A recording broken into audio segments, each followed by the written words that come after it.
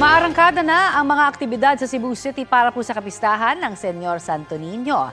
At may ulat on the spot si Alan Domingo ng GMA Regional TV Balitang Bisdak. Alan!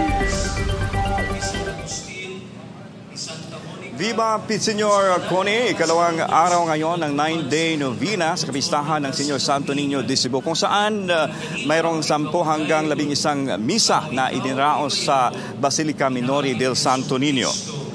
Ayon sa mga pari at pulisya, matiwasay at mapayapa ang pagbubukas ng taunang 9-day novena kahapon na sinimulan sa Walk with Jesus sa tansya ng pulisya. Abot sa 200,000 ka mga debuto ang lumahok sa Walk with Jesus kahapon ng madaling araw. Sa nagpapatuloy na nominaryo, paalala ng otoridad sa mga papasok sa basilika na mahigpit na ipinagbabawal ang pagdadala ng backpack. Kahapon, may ilang debuto ang hindi pinayagang makapasok sa basilika dahil sa dala nilang backpack.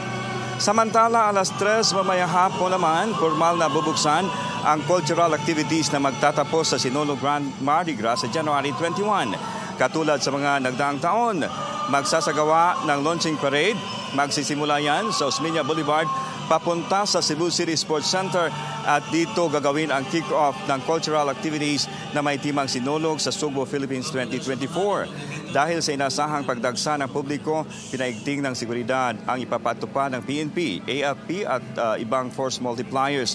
Para sa kabuuang selebrasyon, nakadeploy na ang 3,500 na police at iba pang miyembro ng law enforcement agencies.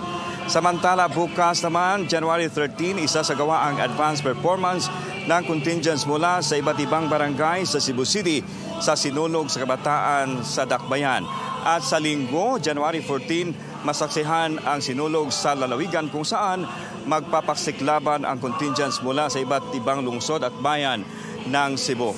Kuni, bunsod sa kaliwat kanan aktibidad sa sinulog o sa kapistahan ng Senyor Santo Niño, panawagan ng otoridad sa publiko na mag-ingat at hindi magdala ng mga mamahaling bagay at sundin ang mga protokol para maiwasan ang mga problema. Connie.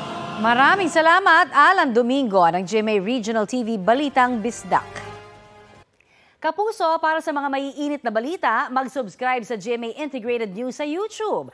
Sa mga kapuso naman abroad, subaybayan nyo kami sa GMA Pinoy TV at sa www.gmanews.tv.